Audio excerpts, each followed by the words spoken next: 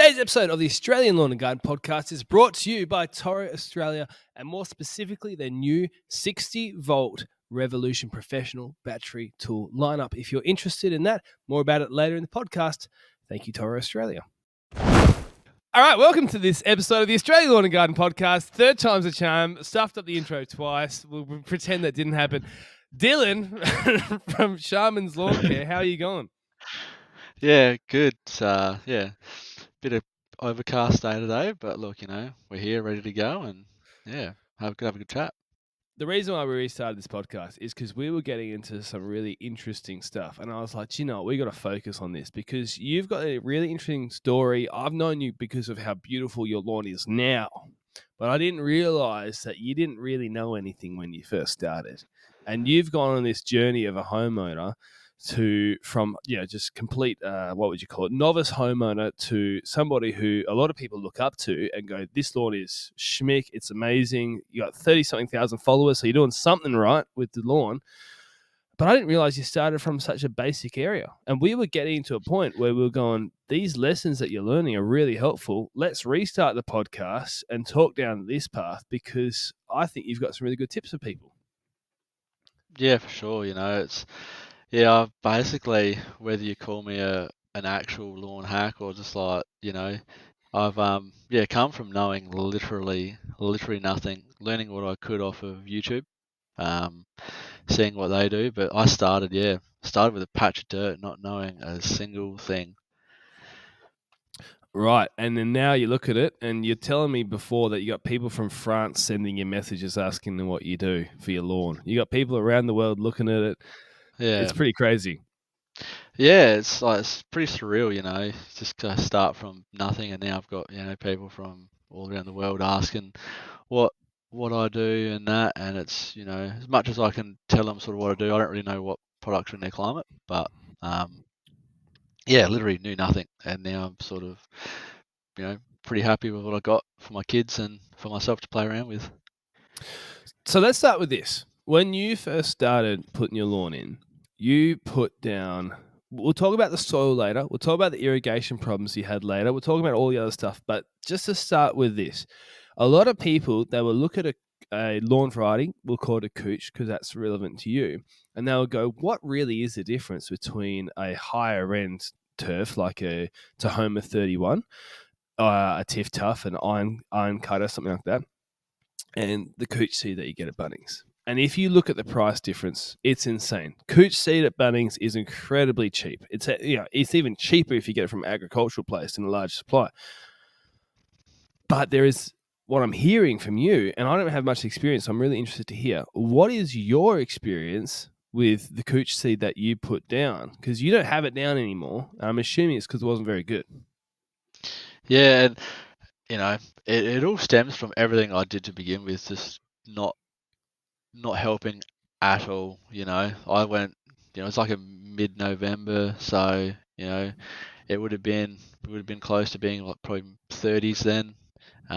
Went down to Bunnings, bought a couple of kilos of it, couple of boxes, threw it down, and then it was just like, got nuked because I just didn't know what I was doing, didn't know how to care for it. The amount of rye in it during a summer here, never going to survive unless you're watering it every single friggin' day. So everything I did was just not catered to it, and then it just took so long and it became a weedy mess, and it wasn't great. So I decided to just get rid of it. Just wasn't happy with it. So what do you remember it costing to put the seed out? Because it would have been super cheap, right? Yeah, it was like probably under $100 by the time I got a bag of fertilizer. Again, not realizing there's actually like fertilizer in the box itself, and then got some. I looked at them like, oh, what's this soil wetter granular stuff? I'll just grab that, chuck it down, threw it all down, and it was just like, we'll see what happens. Like not knowing anything. Hope for some divine intervention. Yeah, that's it. Chuck a bit of water on. Tried the best of what I could, and look, it was green for sure, but it didn't take off as good Yeah. as it should have because I just didn't know. I had no idea what I was doing. So did that cooch hold on eventually, or how long was it before you went, no, I've got to do this, I'll say properly in inverted commas, but more properly? Yeah, look, eventually the coach obviously overtook the rye. Again, not knowing that there was even rye in it because I didn't look at the box. I just said, "Oh, it's got cooch on the box. It's just a cooch seed. Yeah. This will do." And throttle down. I'm like, "Yep, germinated all good." And then it was, and eventually, look, it does take over because in our climate in South Australia, the rye will naturally die unless you're Hmm. feeding it water every single day. But yeah, it did take over, but then it was just I had a lot of other weeds and that come through, and it just wasn't really working what I wanted it to, and I sort of gave up. Really, I was just stopped for a good year and a half, 2 years. I was just like, oh, just don't worry about it. Whatever. It's got something on the backyard. I'm not going to sandblast my house full of dust now, so I'll just leave it, not worry about it. And that was basically it for the first couple of years of the brand new house. So. Do you have any photos of what that backyard looked like back then? I don't know. Um, there would be on my old phone, but I left my old phone on top of the roof of the car, and it drove off, and that phone's now smashed along with I didn't back it up, so I had all my daughter's first year photos all destroyed.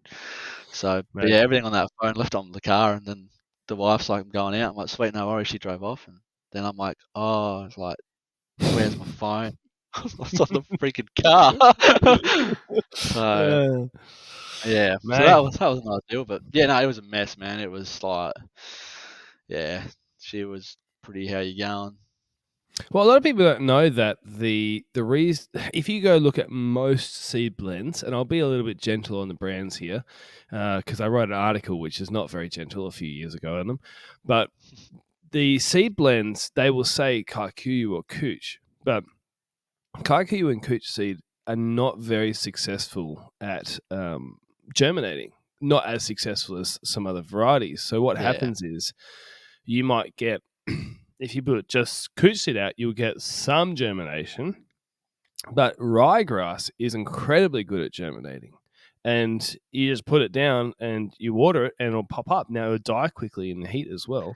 But because it's so much better at germinating, what they do is they say cooch grass on there, and then it's like a 70-30 blend where most of it is rye.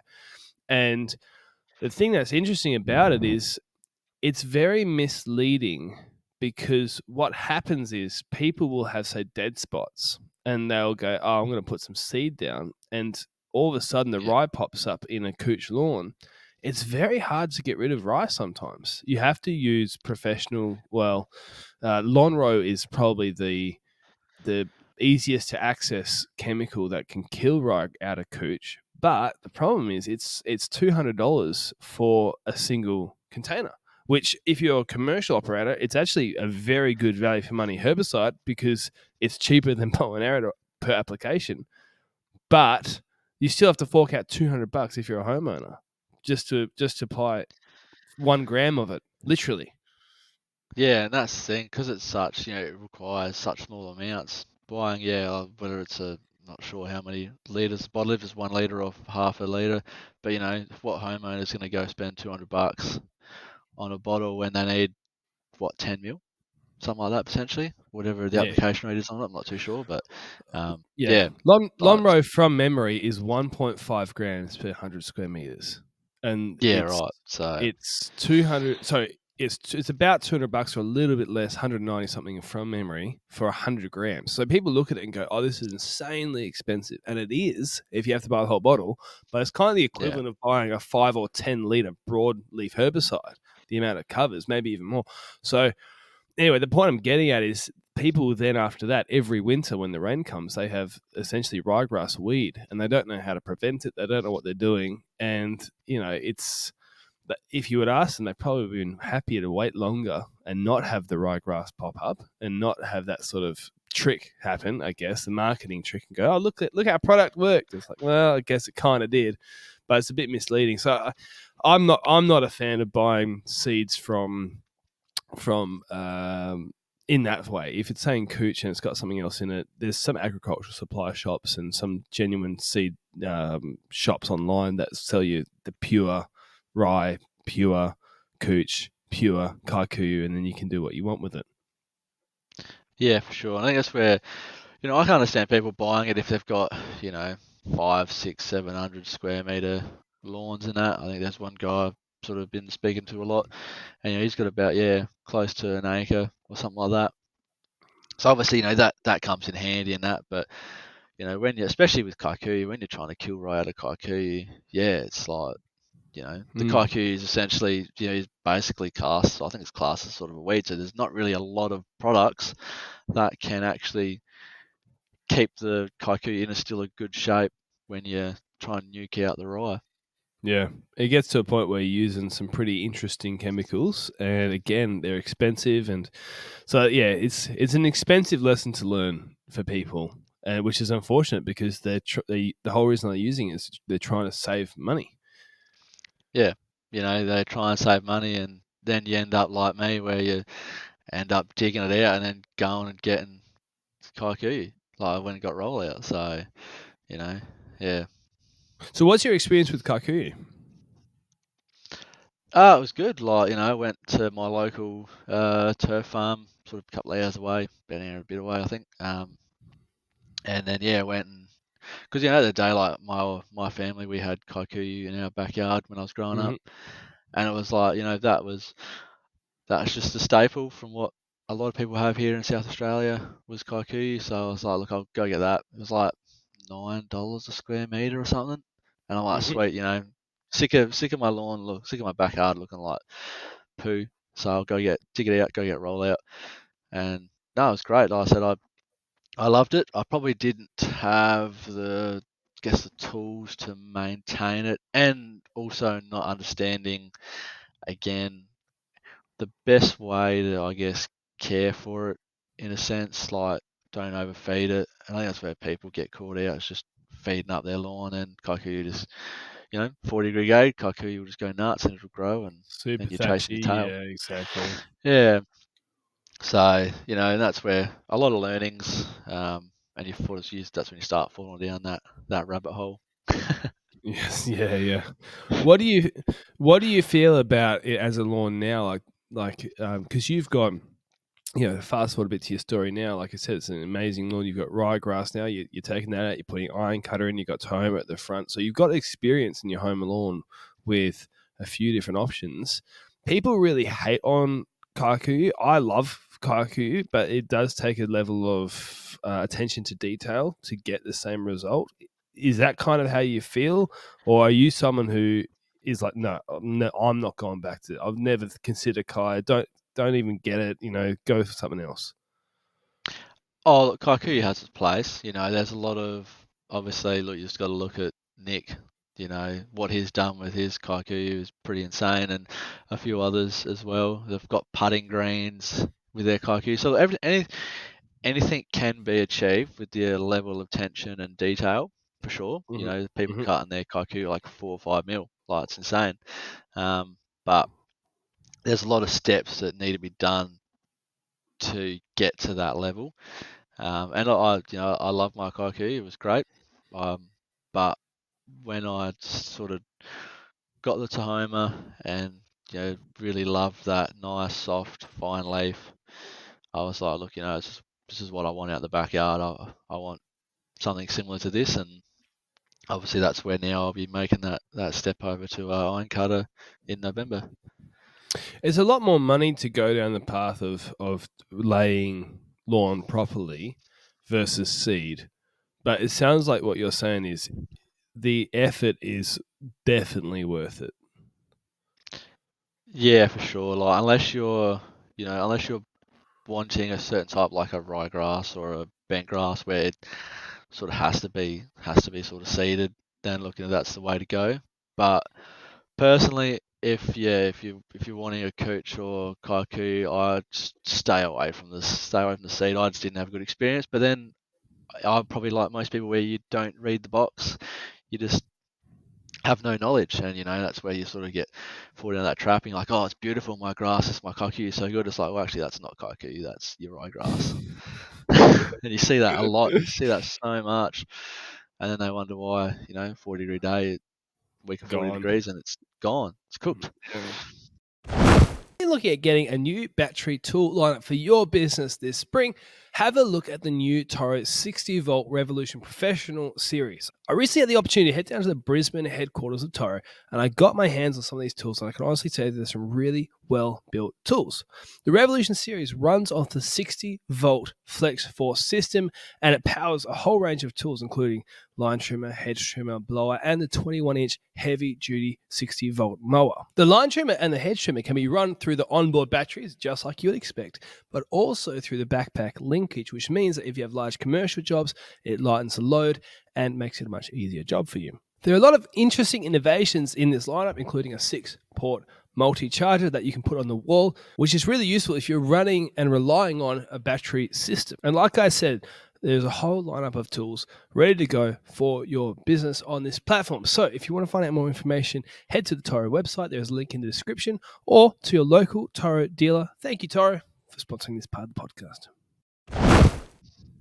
So what do you feel if you're chatting to someone who's just starting out and they want to have a beautiful lawn and they want to start from a simple budget option?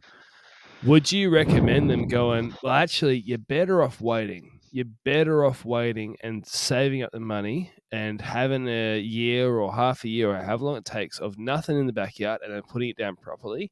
Or would you say, oh, let's cut some corners? And if you could cut some corners, how would you cut the corners? Yeah, and this is the thing. Like, I guess the biggest thing would be to understand the budget and what it takes, and like you don't need 700 square meters of lawn in your backyard. Like, if you wanted to, if you have that much backyard, then sure, you could seed half of it, whatever, no worries. But it all comes down to budgeting, and probably allowing that. That's maybe what I should have done originally, is when I had my home loan, and that is actually have a budget in there for the backyard, and that's just not understanding what the cost is and how much you end up chasing your tail when you don't do it right. And I'm still chasing my tail now. Like, even though it may look good, underneath I'm still chasing my tail so much, because it's just just the little things that you sort of don't realize, and you wonder why certain things are drying out quicker and that sort of stuff. So if you had your time again, would you just wait? Would you you would budget and yeah. Well, let me rephrase the question. If you are looking at what you did, you cut corners to save money. You didn't realize that it was actually going to cost you more money. Now, looking at what you did, if you were talking to yourself back then, you would set a budget by the sounds of it, and you would actually wait until you had the money to do it properly. And then you're happy with it for forever. Whereas now you're chasing your tail a little bit, still making up for some of those corners cut years later. Yeah, absolutely. At the end of the day, I understand some people, if they've got kids and that, they need something down. Mm-hmm. Sure, no worries. But then you fall into a trap of, like me, you chase your tail. And a lot of houses now, once those fences go up, you got no access. Like, sometimes you don't even have access, so you can't get in there and remove soil. Yeah. Even getting soil in there is a pain. So that's where, yes, if I had my time again, I would, wait a bit extra, and it's just, and do it more properly, because you end up 5 years later, you're still chasing your tail. Yeah. So then what did you do irrigation wise, or what are you doing irrigation wise, and what are your thoughts on that? Yeah, and that's where, again, another thing, you end up, I didn't know, went down and bought some little sprinklers and chucked them in, Mm-hmm. just to try and help the seed grow originally, and that, and again, you end up going out there, and look, the dome, I went and bought a dome sprinkler. They're fantastic, but I'm moving it. I don't know how many times I end up moving that thing, and it's just, it gets to the point where you're out there 15 minutes, go back out, change it, 7 or 8 positions, and you just can't keep doing that. So that's where then I was like, look, I need to do something. So thankfully, like, here's a plug for Water Pro. Went to them, being that they're in Adelaide. Did a design up, did all that, and now it's just like I press a button and it's poof, we're good. Like, I don't have to go friggin' move a sprinkler around, or you get like those big oscillating sprinklers, and Yeah. then you can't water in the wind. Like, you can't water in the wind, so it's like then you're limited You're on when you watering can do it. everybody else's lawn and when it's watering with those in the wind. Yeah, exactly right, and and it's just like, yeah, and it's just another thing. It's all the little things that end up costing up front, but it's gonna save you just so much time and so much hassle, and you can actually focus on actually enjoying it rather than, oh, I've got to go out now and move my sprinkler, and then I've got to go out and move it again and again. So it's just, yeah, just trying to save time, but also enjoy that save time. It sounds like you've actually spent quite a bit of money on different sprinklers. And I mean, quite a bit of money is relative, isn't it? But quite a bit of money on different sprinklers over time, trying to find the right solution, and then did it properly anyway. So it's just all those time spending on the sprinklers is just wasted. All that money. Yeah, for sure. I've got a few dome sprinklers, an impact sprinkler, oscillating sprinkler, sheds full of them, sort of give them away. But and that's the thing is, and it's just not knowing where to go now that social media is a much bigger thing. Mm, That's where obviously trying to get that point across is, hey, look, there is places that you can go. And at the start, I didn't know, that you could, go get a free plan and that sort of thing. And it may yeah. cost 10 times more, but you're going to save that and more just in time, your time. Yeah. Another thing that people cut corners with irrigation is the tap timers, and a lot of people rely heavily on tap timers. And I recently had a problem with one where I bought this tap timer because we had fixed some spots in a client's back lawn, and we'd actually their lawn had died, their irrigation had failed. We fixed the whole system, but a specific patch was. We stolenized it, which for the people who don't know, you basically take up a roll of lawn, basically chuck it through a blender, and then you've got these nice little runners, and you spread them over top dress, and it's a great way, budget way of putting a lawn and fixing a spot. So anyway, we put a sprinkler on a tap timer in that area for about a month to get it established, and then we took it away. So I had this spare tap timer, and the tap timer didn't fail or anything like that; it was working fine. Anyways, I put all these plants in at my warehouse, and I was basically watering by hand. And it got to a point where I was like, no, I'm going to make dripper lines to every single one of them, put them through the roof and everything. And I was like, one day I will put in a proper controller and all that sort of stuff. But right now I've got this tap timer. It's been sitting here doing nothing. No worries. I'm just going to chuck it in. And it was a time thing. And I always knew that there's a risk of them failing. They make them cheap. They last for a while. They get a job done for a little bit. Anyways, while I was on tour, it failed. It just stopped turning on. And I've rocked up and I think I've tried to revive some of them, but I think I've had about two to $400 worth of plants die. And I've got 70, 80 indoor plants in here. So there's a lot of money worth of plants in here. But I'm looking at it going, that's the price of a good controller for the number of stations I need, which is one. And it's the same thing where it's just, even with all my experience going, and I knew that there was a risk and all that sort of stuff, you're like, oh, I think I can get away with cutting this corner. And you cut the corner and you're like, it's cost me more. Yeah. It's cost me more money. Yeah, it always bites you in the ass, like, and that's where, you think, look, she'll be right. It'll be fine.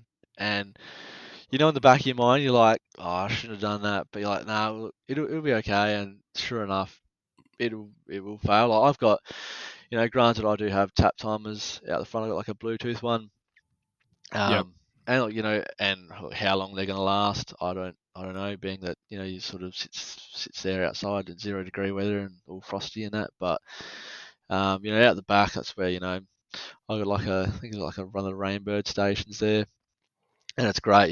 You walk up to it, but it's another thing where it all comes into planning and understanding. Well, when we did our house plan, I didn't accommodate for any external potential, power in that. Like, obviously, I got a couple of power points on the side of the house, but I didn't put in extra. I put in a couple of taps that come standard. Didn't really place them well, Mm-hmm. and it's all that little stuff where you don't even think about it, or you think, I should be right, and then you get to it and you go, none of that's actually going to work, and then it becomes a hassle. And where I am, down the end of the street, our pressure's terrible. So I was like, I bailed even using a tap timer and a tap. So I basically have my tap, have a 25, like a 19 or a 25 mil pipe that goes to a tank, and I have a tap timer on the tap to fill up the tank. And then I know I've got consistent Uh, pressure. So like my irrigation costs me a bit more because I've got a pump and I've got a tank, but I know I've got consistent pressure no matter what. And then I just go, all right, 2 hours at this time, I'm just going to turn that tap on via Bluetooth, and it'll just fill up my tank. And that's sort yeah. of what I do. It's a hassle, but I don't have to touch it now. Like I can preset everything, and I'm all good to go. Well, like I've said, there is like with everything, there's levels to it. You know, just don't tap timers aren't all rubbish, but they are No, all um, prone to failing earlier than the other ones. So yeah, it's like the best controllers with a dedicated controller with a valve is going to be a much better option in the long run. And the more expensive a tap timer you get, the more it's going to last. This was like one of the cheapest, nastiest ones. It was like it wasn't for like even. $10, aren't it? Yeah, Oh, it was from memory. There was about 35, $40, and I think some of them are like 100, and some of them are about yeah, 200. So it depends on how much you spent on it. But it was the cheapest, nastiest one. Originally, just intended to last a month, and it was fine for that job. And then I was like, yeah, it can last 2 months.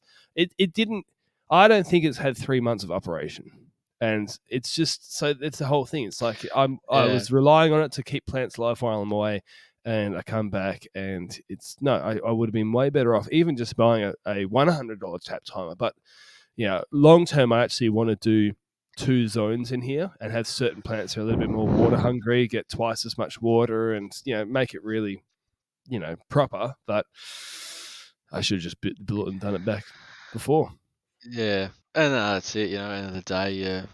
And it all comes down to like a lot of people don't don't know. Well, they don't know what the best thing to do is, and that's where they go. They go to their Bunnings, and nothing is Bunnings. They just I go there all the time. But they just go, this will do, and then it'll last a season, and then it'll stop potentially, or Yeah, because it sits out in the elements at the end of the day, and you know it just it'll just bake eventually, and just parts will fail and that sort of stuff, and it is what it is. And if you're happy to keep every couple of years, keep spending that $30, then sure. But at the end of the day, then it'll come to a point where you're not actually saving money because you're having to replace it so often.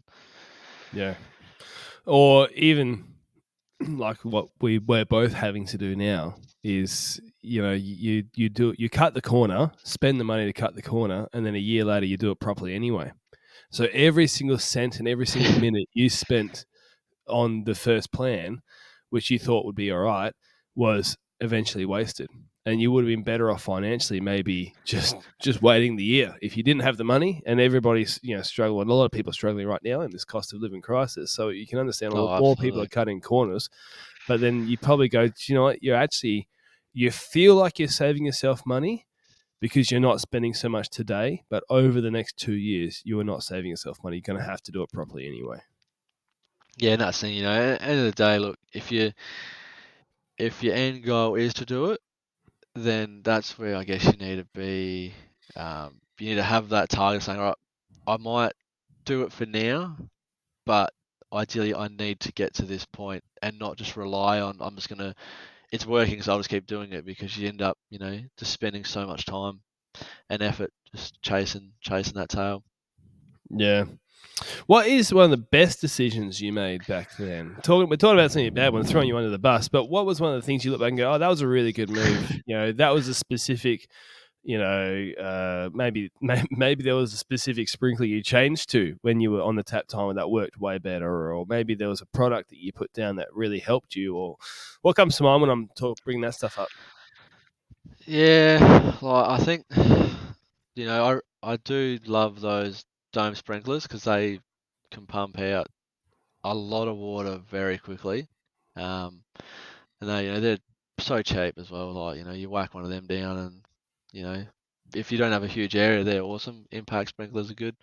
Um, but I think the biggest thing for me was just getting an actual irrigation setup, and that was the best thing I've done. Even I've only got 150 or 160 square meters, like just the amount of time I've saved not having to go out there and move a sprinkler around is just, Yeah, yeah, it's crazy. And it's just like I can, especially when it's summertime here, like obviously you guys have it too, where a summer could be, you could have I think at one stage we had a stretch of 17 days over 35, over 30, and a week of 40s, and it's like you don't want to be out there, and you can't go out there during the middle of the day and just water because you basically it's going to touch the leaf and evaporate so quickly. You're putting so much more water down. Then you look at your water bill and go, why is my water bill like $700 and it looks like poo out there? yeah. So it's just having that ease of watering at 4:30 in the morning when you're going to have a 40-degree day, so you know that that water's going to soak in. You don't have to run out there and move it around a dozen times. So, when did you start getting to a point when your lawn started looking really good and you were really quite proud of it? Probably when I actually went down the proper path and put my kikuyu down and it was looking good, and then I decided to go get a cylinder mower. So I went and trying to find any cylinder mower second hand because the day I can't go drop a few $1,000s, even though at one stage I was going to drop quite a few $1,000s on a brand newie. So there's heaps online, and that's what I tell a lot of people: just go look at marketplace. Like there's so many that are floating around. Went and got one and really started cutting it and that, and it was just like, wow, this is actually this is looking pretty good, and starting to really actually enjoy it because it was the effort I was putting in was starting to actually pay off, and it wasn't looking Right. an absolute mess. So it basically purchasing the cylinder mower that made you enjoy it more, and then you put more effort in, and it's kind of like a what do you call it? A positive feedback loop.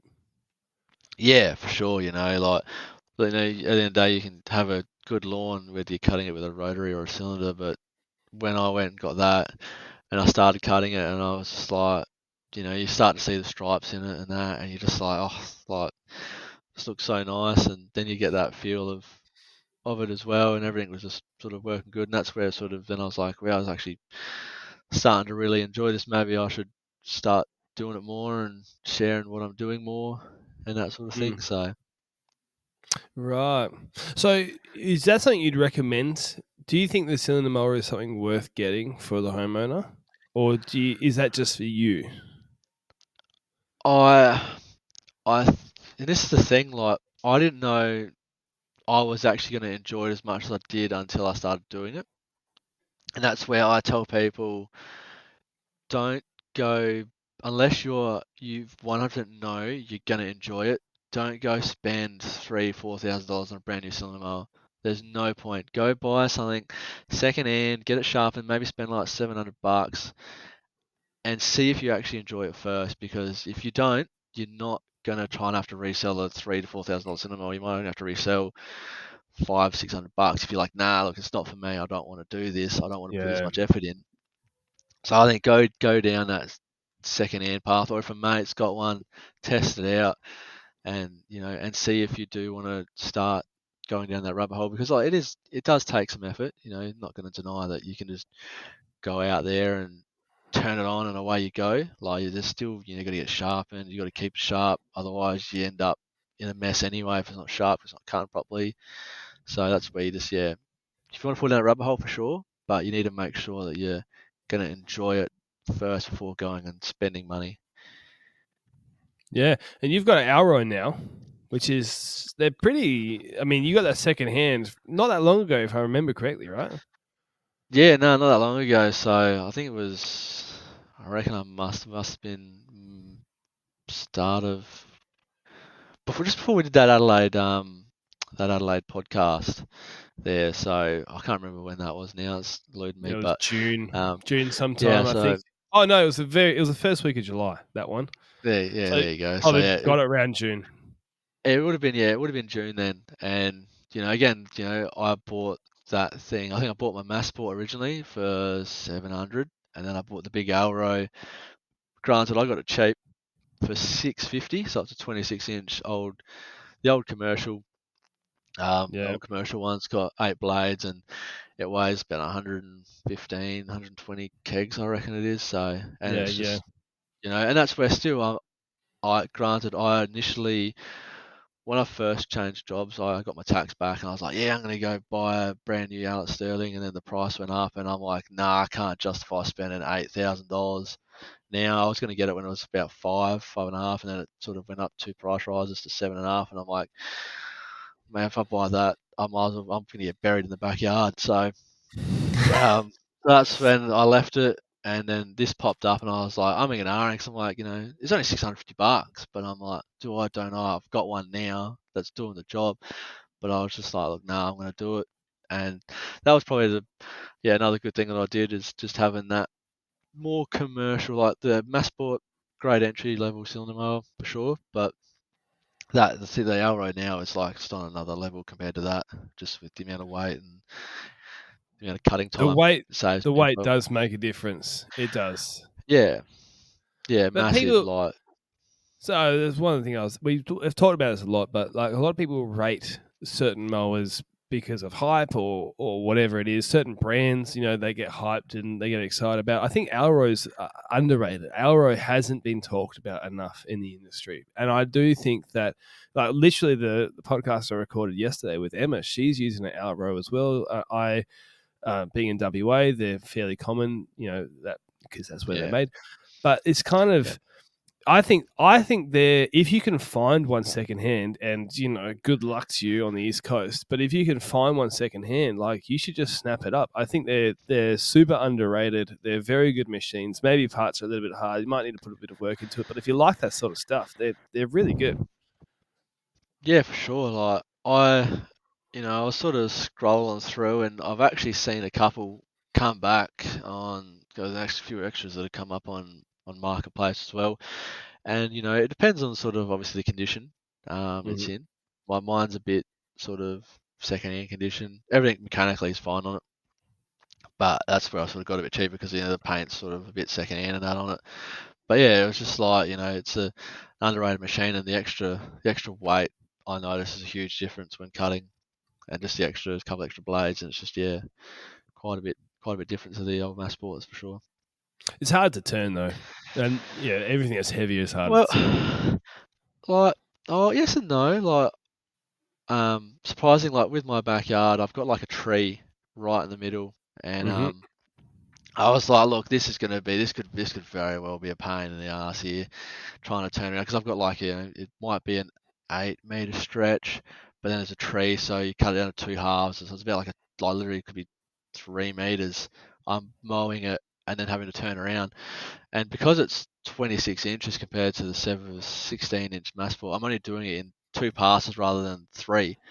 So it ends up being a bit easier to maneuver around there because I'm not having to do an extra turn. So and it is actually it does turn a lot easier than what I thought it was going to turn. That's for sure. Yeah, right. That's good. Good to know. So it's funny that a lot of people will, and I've kind of recommended this as well. I've been like, the cylinder mower is kind of the cherry on top at the end of your lawn care program. If you cut a lawn with a cylinder, but you're not fertilizing, you're not watering, your soil's rubbish, you got some bug issues, and there's weeds everywhere. It's like, you've got the order wrong. You kind of need Yeah. to water it, make sure the weeds are good, all that sort of stuff. But maybe one of the things is, once you make that investment into that machine, it kind of, it's like you've put your flag in the ground. I am team, lawn care, and so I'm going Yeah. to then focus on all that other stuff. Yeah, and I think that's the thing where you wanna make sure you're gonna fall down that rabbit hole because it's you know if you go down and you like it, then that's where then that cylinder mower is another. Yeah, I guess yeah, it's a cherry on top because you can really make it look nice. Because at the end of the day, you gotta you can make it look good with a rotary, but at the end of the day, that's just sort of whacking at the lawn. It's not actually cutting it as nice as what a cylinder will. And that's where that's that cherry on top. But you want to make sure that you you're going to go down the rabbit hole and do everything to make it look good because a cylinder mower is not going to magically make your lawn look good if you're not watering it and watering it properly and fertilizing it properly and caring for it properly. Recently, I made a small business course called the Aussie Green Biz Mastery Course. It's for people who are starting out in the industry or who have been in maybe for a year or two and they're really good at the gardening side, but they struggle on the business side. There's 47 lessons that cover everything from how to get great clients to how to work out your pricing, how to work out a system that's efficient, and ultimately set up a business that is going to be successful. Essentially, what I did is I thought about myself as a 19-year-old. I thought, looking back when I started my business, what would I tell my 19-year-old self to help him avoid all the stupid mistakes that I ended up making and have success in a much quicker time frame? If you know somebody who wants to start a business, it's made for them. If you're struggling in your business, you love the industry, and you want a successful business, this is made for you. We recently added the option as well to break down the payment over 4 months, so it makes it a little bit more affordable for those who are just starting out. The course is called the Aussie Green Biz Mastery Course. For more information, follow the link. If you're wanting to upgrade your lawn care this season, jump on today's sponsor, the Lawn Shed. Lawn Shed stock a full range of everything you need for great lawn care, from fertilizers to wetting agents to soil amendments to pre-emergent, post-emergent, plant growth regulators, everything that you could need. Their products are actually the products used by stadiums across the country. I know, I've seen them in the sheds there when I've done tours. My opinion has always been that if you're going to charge for a service, use the best quality stuff you can get. So jump on the Lawn Shed today, sign up for a trade account, and tell them that you heard about their services through the podcast. Thank you so much for supporting Lawn Shed. Yeah. So talking about tools, we keep moving on to you've got your Milwaukee blower in the back there, and you've got a lot Yeah, of Milwaukee stuff now. It's kind of yeah, like no, it's getting to the point, they've mate, where been it's like you may as well just get all your kitchen utensils and everything you do to trim your beard and whatever, just everything red with Milwaukee sign on it. yeah, no, like I've sort of started the year. I reached out. They had announced a few tools that they were doing, like their reciprocating scissors and a couple Mhm. other things. And I reached out and I look, I really like where you're going with like what they're doing with their quick lock range and all the extra tools that they've got. And I said to them, look, hey, look, if you want any sort of exposure, I'm happy to obviously, show what products you've got. And I didn't really Mm. hear back for a while. And then one day they were like, look, we've got a spot for you if you're keen to just, we'll gift you some stuff and Yep. showcase it. There's no obligation that I need to do anything for them. They just said, look, here's some stuff. Sure, if you want, it's all good. It's just a gift. And then I've built a really good relationship up with them since that. And keen to share more of their stuff. And it's pretty crazy. Like I've posted a few things on, I think it's TikTok and Instagram. And last week I helped someone from Northern Ireland try and buy the Milwaukee gear, and I'm just like, where are you from? Like Northern Ireland. And I'm like, oh, I don't know. I'm like, That's what? almost as far as away as So it can possibly be. yeah, and I'm just like, do they even have a dealer there? And I'm sort of helping this person online, find their local dealer, who to contact, and that. Um, it's good that what I'm able to show people are actually, like, oh, okay, maybe I should try that, and that's where a lot of their things are. They've got such a wider range of gear now. It makes it easier for me to showcase it because I can go and I don't have to add on any extra stuff like previously. I had to add on, being that I love the sort of the power rotary scissors, or for them it's a reciprocating one. Other brands weren't too keen because I was having to change it to suit what I liked. Yeah. Where now they've got it there, and that's where it makes it easier for me to sort of showcase stuff because they've made that product their own, and I can easily show it, and they're not going to go, oh, you've actually changed the head off of your line trimmer. It's like, well, I did it because I much rather this way of cutting than a string trimmer. So So do you find that because Milwaukee's quite polarizing, like people love it or they hate it, and there's a lot of people that love it, but do you find that people get in the comments and get fighting over it? not at the moment, but I know, yeah, there's like people are really, especially when you start talking like Milwaukee and Makita and DeWalt, people, especially in like it might be more so the carpentry scene where they Yeah, really like, and it might be Americans too, where they really get, oh, well, I don't know what the word is, but really get defensive on, oh no, you feisty. got to be this. Yeah, they get really fighty and, oh no, it has to be this. This is I'm Team Milwaukee or I'm Team Makita or whatever. So Yeah.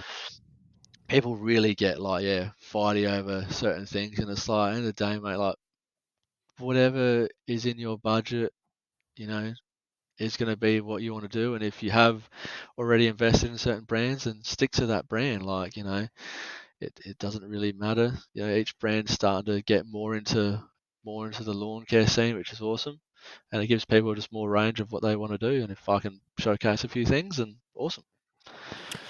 Yeah, so where if you're starting out with their tools, or if you're starting out and I should rephrase that. If you're starting out and you've got low budget, is this another one of the things where you go, do you know what? Like, just wait and get the right thing. Get a good tool.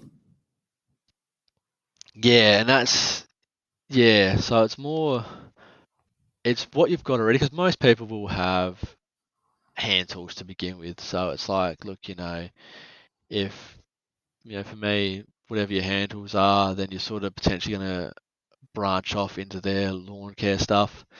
Um, but then, yeah, it's about, saving up for certain things that you want, or if you want to go down a certain path. But to start with the basics, like, you don't have to go spend an exuberant amount on a pair of reciprocating scissors.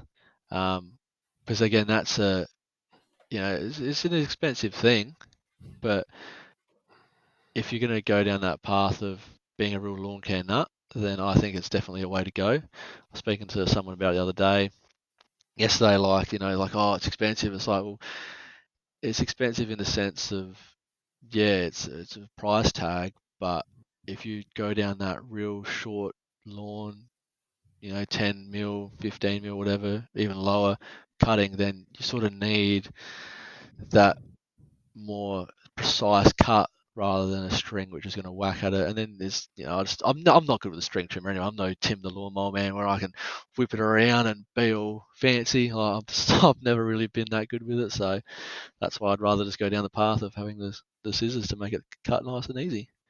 Yeah, and the downside of the scissors is they're usually a little bit slower than a string trimmer. It Yeah, depends on what your skill level is, clearly, but a skilled operator who's got a lot of experience with a line trimmer is going to cut very quickly. But the cut on rotary scissors is, when they're sharp, it's as good as a cylinder, and the cut on a line yeah, trimmer is worse than a rotary. It's one of the worst cuts you can get because it's really quite a blunt force. So for yeah, for a finish, and especially on a residential lawn where you don't care if you're there 1 or 2 minutes longer, whereas if you're doing 15 lawns a day, that's half an hour at the end of it. So yeah, it's horses for courses. There's no right or wrong way to do it. yeah. Exactly right. Like, look, if your business is clients' lawns and it's a bit overgrown and that, then there's no, personally I wouldn't bother. Like, I'd just go the string trim line but if you're chasing perfection, so to speak, then yeah, I'd go down that path and take the little extra time because you're trying to cut a lawn I'm cutting my ryegrass at 10 mil, so it's like I can guarantee you, I would absolutely nuke it if I tried to do my edges at 10 mil with a string line, because I just, Mm. take the extra time and I can get it nice and flat to the lawn and do it properly. Where I just don't think I'd be able to do that with a string trimmer. Maybe I'm just not as good. What do you feel about fertilizers then? So if you're going to talk to a homeowner who knows nothing about fertilizer, they want a good lawn, what are your recommendations? I guess you probably see from my shirt, I've got a great affiliation with Lawn Pride. Um, you know, even when I first started with the Kaikuyu and that, once I started taking it a bit more serious, I seen their stuff online, and that's where I started trialing it. And I'm like, well, this is great, nice range, and that's where I guess going to whether it's a Lawn Pride or some other company where they have range. I think the biggest thing is range and not being stuck on going to the store and just buying this bag because then you fall into the path of, oh God, how is it slow release, is it quick release, all that stuff, and then where having a more professional product makes it easier because you've got more range, so you can start to again understand what you want to put down, what you're chasing, and then just more variety is the biggest thing. Not being stuck on this is the one product that they sell, so I have to have this one. Yeah. What are your go-to products now that you're using? So, well, today I've probably the last couple of days I put down Turf Max, so that's a 19 116. So yeah, bit more K starting out, and a bit of a boost at the end.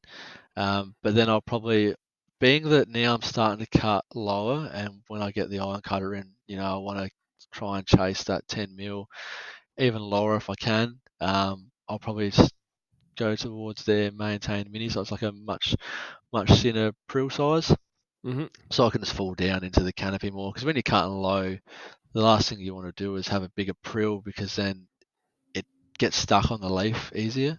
Where if Yeah. you're cutting higher, it's all right, but you want that prill to be able to fall down a bit more. And that's where I've been stuck in the past where um, I wasn't understanding the importance of prill sizes and that, and I was chucking it down, and then you water it down, and you're like, oh, got a bit of burn or something like that because it hasn't fallen through the canopy right. It sits on top, and then some of Yeah. them you put down, like some of the brands you put down like 4 or 5 kilos per 100 square meters, and it's Hmm. like it's crazy amount of fertilizer on the lawn.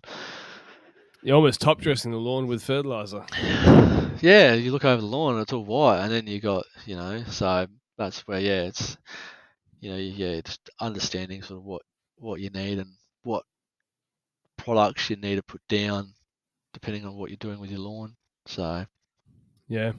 I think Bunnings has gotten better, in my opinion, but there was a few years ago where there really wasn't much at the Bunnings store, and they yeah, weren't really catering well to that lawn community. And I think that's where a lot of these businesses like Lawn Pride and others jumped up and took a hold of that. And at the end of the day, whatever business you go to that's in that scene, you are right. The range that you're talking about before is very helpful and good advice if you can get a business where they're going to actually respond to your messages and help you out, because there is no such thing as a one size fits all product. And like even just what you're saying there, is it shortcut? Is it tall cut? Are you heading into winter? Are you trying to get a lot of growth? Are you just wanting some color without the growth? There's a lot of factors that go into it. yeah. Yeah, for sure. And that's where, I guess that variety, and that's where going to, an actual company that specializes in that, whether it's Lawn Pride or there's, Ben Sims is, promotes his stuff, obviously a lot, and it's having that understanding of, what you need and what what you need for your lawn, and that's where they say having people reply back to you as well, and that's where, I do what I do online. I'm able to help people and get them to understand sort of, oh, maybe you need this for now, but then transition. They could have 2 or 3 fertilizers that they have in their arsenal throughout a year because they all do different things. Where you go to your big box store and it's bang, this is it, this is what you got. So and it may not suit all the time. Yeah, or you're making your program fit the fertilizer rather than getting fertilizers that already fit the goals that you have for your Yeah, lawn. exactly. Yeah, yeah, for So sure. you're going to get some iron cutter soon, right? It's a pretty new form of lawn or a variety into the market. You must be pretty excited about it. It's be pretty new to trial that out in South Australia. Yeah, for sure. Yeah, I think we got so my home turf, they've got a grower here, Marn Valley, which is funny enough is where I got my kikuyu from. So they're growing it here, um, and they're selling it through Garden Grove. So if you're in SA, it's where to go. But yeah, look, I've reached out through my contacts at Lawn Pride. I reached out to them. Mhm. They reached out to me at my home turf, and we got that ball rolling. That's where, I wanted to initially I was going to go iron cut it. I had it all sort of planned, and then just with the climate and the price, I was like, look, I don't know if I physically can returf 160 square meters of lawn. I don't know if I'm gonna have 2.5 grand sitting there available to do that, whatever the price may be, add on delivery and that. So I was like, oh, maybe I'll just stolonize. I did a little test out the front with Tahoma, and I stolonized the patch. And I'm like, oh, look, I can, if need be, I can do this because I wanted a couch lawn. That was my end goal. Yep. I killed off my kikuyu. Well, let's just say I killed it off. I don't know if it's actually dead or not, but You've done what you can. It'll done what I come can for back. now. Yeah, Yeah. the ryegrass has suppressed it quite a bit. Um, but obviously, yeah. Look, then I'll do another kill in probably a month's time. Start that process again. But yeah, Mm. look, definitely keen. I wanted some sort of Bermuda couch lawn. Um, and then yeah, they seen iron cutter. I'm like, look, I'll go down this path of one of the fellow lawn pride guys, Jai. He's got iron cutter, and I was like, look, how does he like it? And he really rated it, and I was like, sweet, I'll give it a go. And yeah, so very keen to get that in the backyard and get into it. That's for sure. Right. Well, mate, I've enjoyed having this chat, and hopefully it's a good resource for people who are just starting out and they don't know what they're doing, and they look at your lawn and they go, "This thing's amazing. This guy must have known everything. He must have gotten it right from day one." But it's not the case. But hopefully they learn some stuff. Yeah, for sure. And that's the thing, is now there's a lot of information out there, and it's just making sure that the biggest thing is just planning and seeking advice because I made every mistake you can think of. I made it in the first 2 years, like every single mistake. So, and now you look at it and you go, wow, that's awesome, but I'm still fighting underlying issues. Hopefully, I'll correct some, but at the end of the day, it's unless you do it right to begin with and it costs money, then you sort of, yeah, you might still be chasing your tail until you can sort of start correcting it. Yeah, and you know what? The truth is that if a bunch of people listen to this and take action, you've probably saved people a few $1,000s, I reckon, or across the people listening to this advice, making proper changes. So it's pretty cool to be in that position. Even people in France and Northern Ireland who are messaging you for stuff. Yeah, for sure. Most, And that's things. Yeah, so it's just just the basics really. well, mate, thank you so much for coming on. I appreciate it. I'll see you next time that I'm in Adelaide for the next live event we have there because you were helping out there for very briefly for the one that we had in, what was it, July? But everybody else, I'll see you in the next podcast.